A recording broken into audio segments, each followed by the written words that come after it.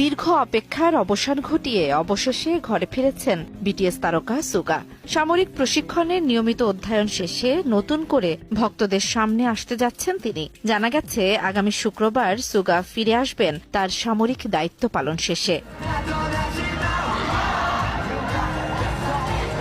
তবে এই ফেরা নিয়ে থাকবে না কোনো আনুষ্ঠানিকতা কিংবা জমকালো আয়োজন, কারণ ভিড় ও বিশৃঙ্খলা এড়াতে ভক্তদের অনুরোধ জানানো হয়েছে।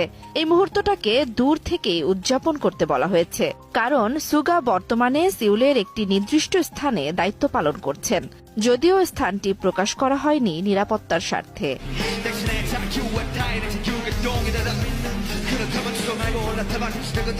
সুগার সেনাবাহিনীতে যোগদানের পরই শারীরিক সমস্যার কারণে নিয়মিত সামরিক প্রশিক্ষণ থেকে অব্যাহতি দেওয়া হয়েছিল। পরবর্তীতে তাকে একজন সামাজিক সেবা কর্মকর্তা হিসেবে দায়িত্ব দেওয়া হয়, যা তিনি যথাযথভাবেই পালন করেছেন।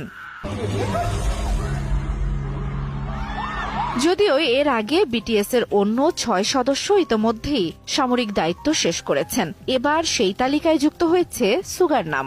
এখন শুধু ভক্তদের অপেক্ষা আরও একবার গান, ভালোবাসা আর আবেগের যাত্রায় সুগার ফিরে আসার। জান্নাতুল দোলনা, সময় সংবাদ।